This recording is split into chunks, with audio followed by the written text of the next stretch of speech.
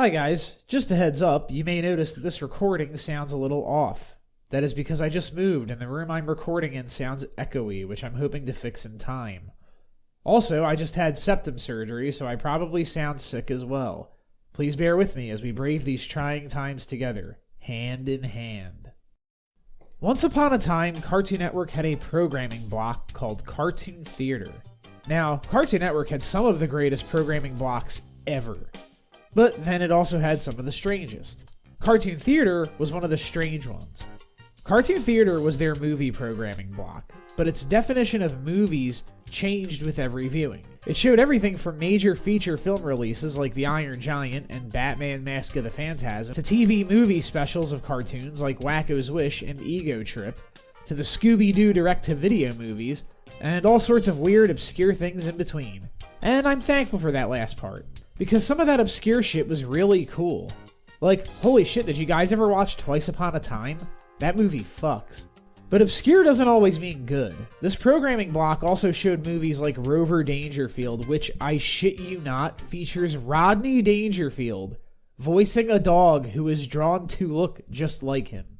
Which I'm sure was much funnier when it was pitched in a writer's room than it was once they actually had to make this movie. So yeah, the fact that Rover Dangerfield and Twice Upon a Time were being shown on the same block as The Iron Giant and Roger Rabbit made this a really weird hodgepodge. But there was one movie that they showed on this block that is so obscure that even being aired on Cartoon Network couldn't prop it up for people to notice it. And that movie is Millionaire Dogs, one of the absolute worst movies I've ever watched in my entire life. And yet, it's fascinating for several reasons. For starters, very, very, very, very few people have ever seen this film, despite it being free and without ads on YouTube. And for that reason, it's real tough to find any reviews about it or thoughts about it in general. Secondly, it's not a film that's so bad it's bad. It's also not one that's so bad it's good. It's so bad it's astonishing. So many basic tenets of filmmaking are missing from this film that it is fascinating. But either way, something about this movie was enough for me to actually watch it from beginning to end in 2 sittings. For comparison, it took me 5 sittings to watch the Elvis movie. I watched this movie once as a kid, and even then I thought there was something not quite right about it. And kids will watch anything you put in front of them. But watching it as an adult, it was kinda nuts how many things are wrong with this movie. And I think a lot of that comes down to the fact that it's an animated movie. Anyone in the world can make a bad live-action movie. All you need to do is wake up one day with a camera, some friends, and little to no budget and be like, I'm gonna make a piece of shit today. But with animation, it's different, because you at least have to know how to draw. That adds an extra element of work to the movie that isn't there otherwise. Every camera shot, character, etc. has to start with someone drawing something decipherable. With a live-action movie, the bare minimum is knowing how a camera works. For example, in The Room, Tommy Wiseau knew how to turn a camera on and shoot stuff with it. Everything else about that film is infamously broken, but this one thing they knew how to do is the entire reason the film exists. And that's what makes Millionaire Dogs so interesting. There are certainly bad animated films out there. Some have bad writing. Some have bad voice acting. Some have bad editing, art direction, pacing, etc. And in some cases, the animation is hideous, and it certainly is in the case of Millionaire Dogs. But with Millionaire Dogs, the animation is also fundamentally broken. The concepts of space and scale barely exist in this film. Even animated films with the ugliest animation usually get those basics right. The only stuff I've ever seen that's maybe comparable to this movie is Ralph Bakshi's stuff. I absolutely hate Ralph Bakshi movies. The guy was a horrendously shitty animator. I don't know why he has a following. If you need a description of his work in a nutshell, go watch the beginning of Cosmonaut Picture Show's Lord of the Rings review. That's Ralph Bakshi, and this feels like one of his movies. But because it's short and there's so much other stuff wrong with it, it feels more entertaining. So, let's get into it. I'm not going to spend too much time on an overview of this film because it doesn't deserve it, but the basic premise is there's this old bitch named Miss Lily who adopts dogs, and all the dogs who live with her think she's hot shit because she sings dog shit songs and drives a motorcycle. But then she dies and leaves her money to her dogs. You get it? They're millionaire dogs. But her niece and nephew, these 2 fucking repulsive looking twins, try to find a loophole where they get the money. So right off the bat, I'm watching the Aristocats. So even this movie's skeleton from the jump is not an original idea. Also, in this movie, animals are sentient and can communicate openly with humans, and at the same time they're also pets. They can ride motorcycles, there's this one goose who's even a doctor, and yet the whole conflict in the beginning of the movie is that these dogs were kicked out of a human's home and looking for refuge in another human's home. So which is it? Are they pets or autonomous creatures? Or are they second-class citizens? Just kidding. How deep do you think this fucking movie is?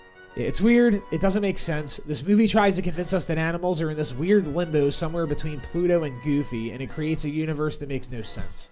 Oh, also, this is a German film that was dubbed, so I guess Germany didn't have an animation industry in the 90s because Jesus fuck. So, oh boy, to do this, I'm going to have to just kind of go over the notes I made in order on this movie. So you're going to kind of be watching along with clips while I talk over them. Alright, for starters, the animation is dizzying. This opening looks like the opening of Eraserhead. Wait!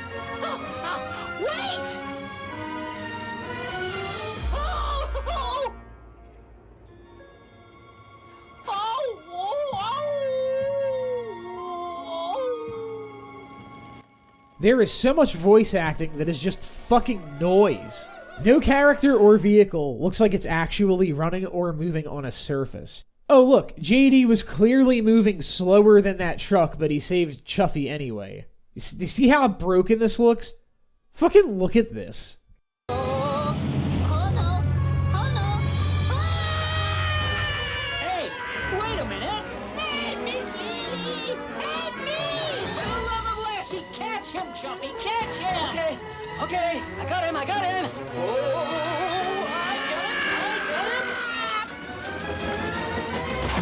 Oh, good job, JD. Good job. Bingo! Hold on, wouldn't letting him fall to his death make it easier to eat him? They're trying to eat him. Alright, there's a song in this movie, and it's...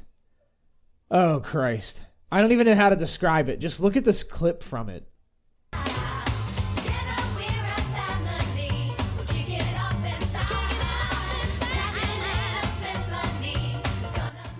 Like, what is happening? Why are there three of her? Miss Lily's death happened so fast, it's unreal. Dogs don't eat bones. They're starving and he's bringing bones home? Bones happen when you finish eating the meat attached to them. Dogs play with bones. They gnaw on them and bury them, that's the trope. But they don't devour them, that's not the trope. We are gathered here in accordance with the laws of this state to read Miss Wait. Lily's last Are they will fucking? and testament. What is going on with this car? What the fuck am I looking at? They're just... when was it established that they had a flying fucking car?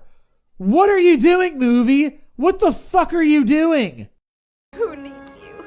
Labradors. You're all alike. Alright, JD isn't a Labrador. He's very clearly a wolfhound or one of those scraggly-haired fucking dogs. Despite how awful the animation is, I actually can sort of tell which breeds these dogs are. Unless this is supposed to be a lab, in which case the animators are even worse at their jobs than I thought. I love how these other animals only save Sherman and not the other dogs.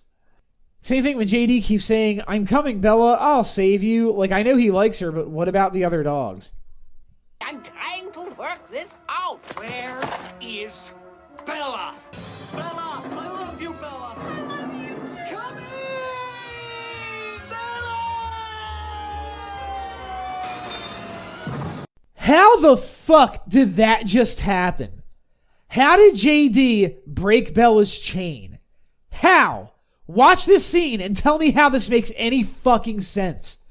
He, like, brushes it and it breaks? Is that what just happened? What just happened? I missed you so much. Wake up, please wake up, JD. JD, please. Are you alive? I don't know. Can you move? Can you get up? Maybe. Yeah, keep licking. It really helps. She wasn't licking you, dude. How did the twins just go into the spaceship? No one pushed them in. You just ran inside a thing that you don't know what it is without hesitating? Alright, this one's really good. In the last 15 minutes or so of the movie, JD's voice actor changes for the duration of the film, and it's noticeable. You couldn't hold on to the main character's voice actor for 15 more minutes? What were you paying him in? Bones?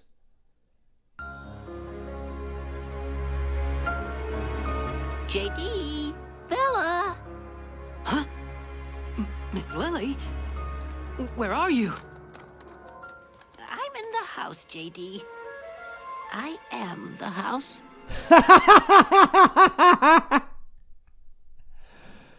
Where the fuck were you before? You could have scared the twins out instead of making your fucking dogs do it. Look at this sign. Jesus Christ. The voice actors aren't even credited at the end. That's incredible. I hope this was by request. I know I just spent how long talking about this movie, but I promise you, you gotta watch it. It's free on YouTube, it's short, it's a piece of shit. But goddamn, it's actually an entertaining piece of shit. It has no redeeming qualities, but that makes sense. This movie looks like it was made on a budget of $50. It looks like ass. Beats the hell out of an expensive, boring piece of shit, though. I can't believe this was released in theaters. It was only released in theaters in Germany, but my god. That's insane. Imagine paying money to see this movie in a theater. I got to watch it for free, and so can you. Please, please do not pay to watch this. The people who made this do not deserve money. So there it is. That's Millionaire Dogs, the crown turd of Cartoon Network's Cartoon Theater. Now, obviously, there are not many reviews of this movie out there. I think there's only one other one on YouTube, and it isn't particularly entertaining. No offense to the person who made that video, I'm sure they were trying their best. However, the reviews people have written on IMDB and other movie review sites are fucking hilarious. So I'm going to end this video a little differently than I usually do. I'm going to read my favorite written reviews of this film that I've come across on the internet. My reactions will be completely unscripted. But before I get into this, if you have any other shitty yet bearable movie recommendations like this one, let me know in the comments below. And remember to like, subscribe, and click that Patreon link in the description. Here we go. Another half star on Letterboxd. Lady Golem writes, "This movie turned me into the Joker." Yes. Yeah, that's a good one.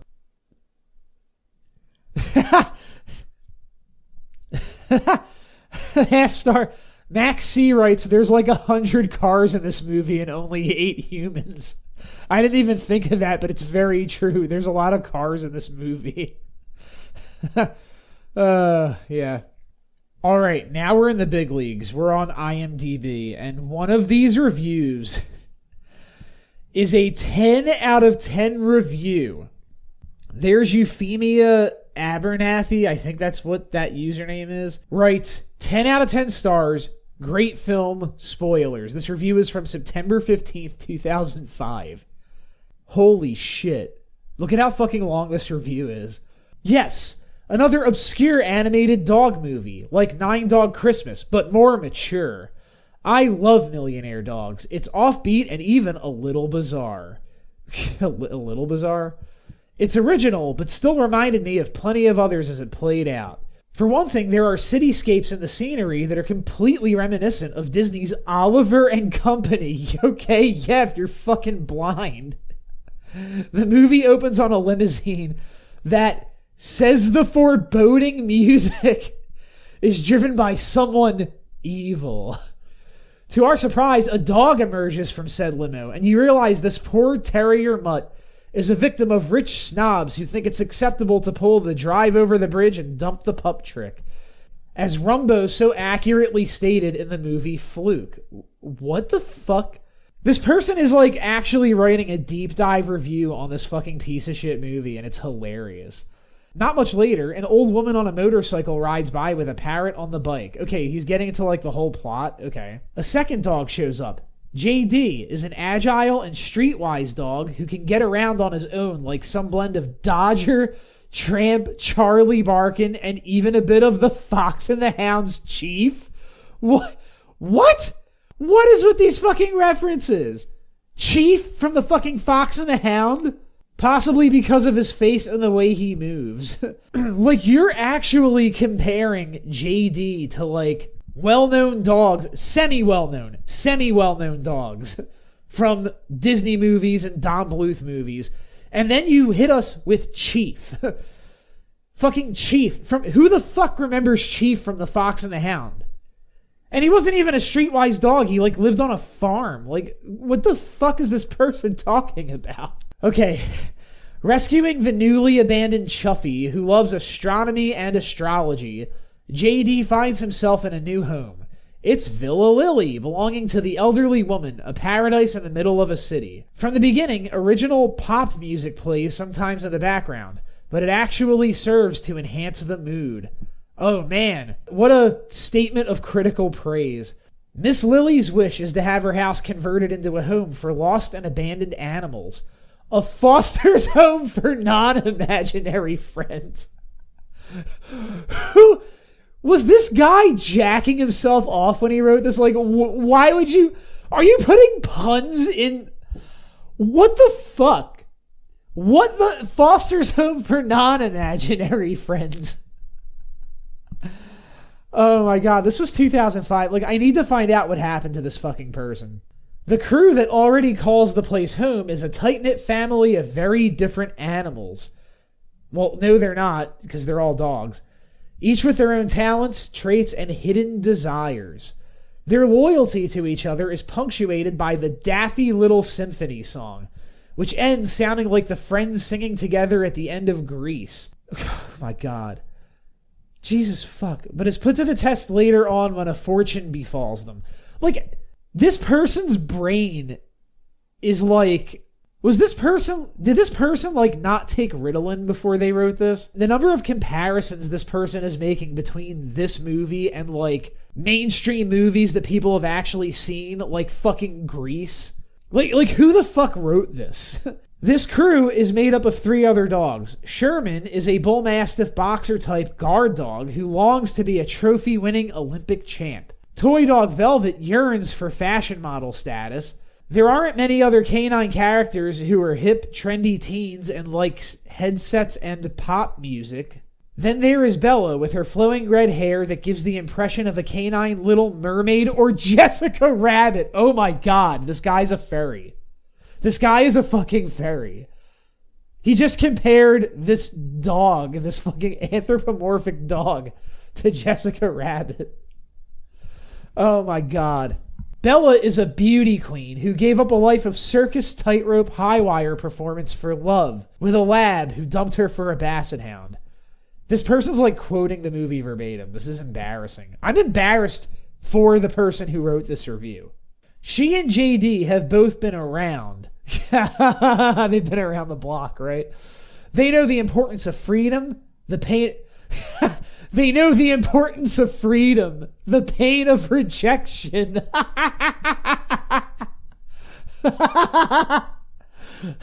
The stints in my nose are going to come out if I keep fucking laughing like this. Her story first made me think of Megara from Hercules. The premise of making sacrifice for a love who shows their gratitude by promptly leaving you for someone else. This motherfucker is taking a deep dive on fucking Millionaire Dogs. What the fuck? What planet am I living on right now? This is amazing. The second couple is Sherman Velvet, a blossoming one that seems a tad odd because Sherman's such a deal larger and older than Velvet. Oh yeah, I do actually remember that. I did forget to put this in the review, but there is a part where Miss Lily says Velvet is like their teen queen or some shit, so it's very weird that she's getting hit on by another dog. Slightly reminds me of Buster fancying Angel from Lady and the Tramp 2, but not that bad. Okay, this person's referencing fucking Disney straight-to-DVD sequels now. This person is now referencing Lady and the Tramp 2. Like, is this... my God, I need to find out how this person's life turned out. Like, I want to meet the person who wrote this review. I need to find out what rock they fucking crawled out from under. A pet psychologist is employed by Lily's greedy, strange niece and nephew.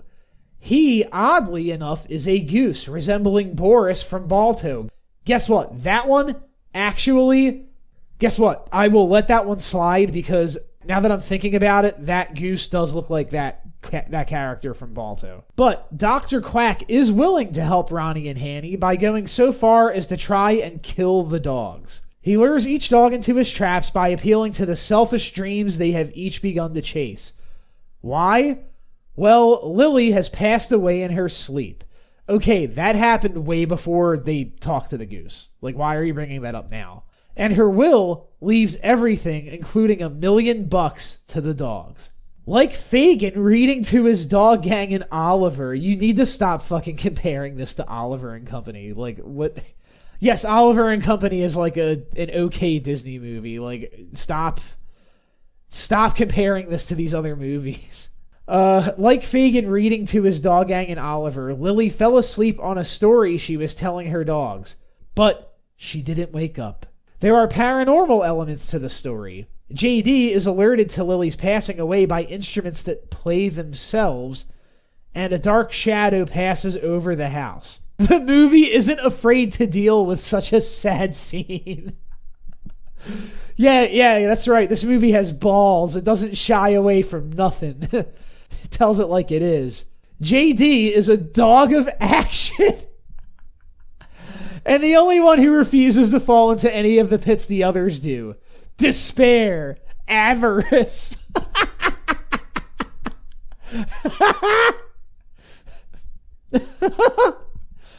Oh my fucking God. Every time he leaves them, he ends up returning to help.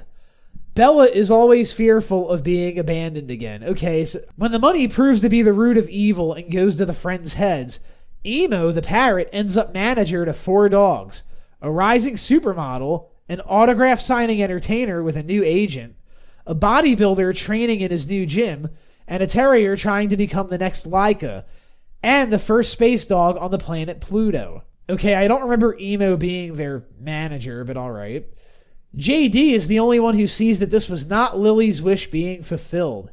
He knows that they must use their fortune to help others who are as poor as they used to be. Quack's plot leads Velvet to a dark alleyway, certainly not the promised fashion world in which she finds herself lost. Sherman is locked up in a factory that seems to make meat out of dogs. Okay, that's not true. He was put into like a dog gladiator fucking dogfighting thing. Chuffy winds up in a facility for space testing on animals. Emo quickly realizes that someone is trying to kill them all. Okay, is that what happened to Emo? Bella finds herself in chains at a fur factory. JD must use Lily's motorcycle to rescue everyone in a chase that also brings the ride at the end of Oliver to mind. Yeah, if the ride at the end of Oliver was animated by a fucking person on acid. All JD seems to care about immediately is finding Bella. Alright, yeah, I actually noticed that part. Bella and JD create a ghost of Miss Lily to frighten the twins away. Later, Lily's voice calls to them and thanks them. Her spirit lives in the walls of the home. Overall, Millionaire Dogs is fun, funny, and well done. God. Yeah, if it's the only movie you've ever seen. Admittedly, the animation in many places is strange, not in a positive way, and there are errors as well. So then why did you give it fucking 10 out of 10 stars? What the fuck? If the dogs had been drawn more consistently from one scene to another, it would have been the greatest improvement possible for the film. I am obsessed with this review. I need to find out who wrote this fucking review. This was written in 2005, so this review is 18 years old. Like, what happened to this person? Like, did this person, like, ever grow up? Was this a kid writing this? Like, this fucking person, way back in 2005, wrote a fucking critical essay on Millionaire Dogs, posted it on IMDB, and gave the movie a 10 out of 10. Like, I need to find out more about this person. Like, this is incredible. This is fucking incredible.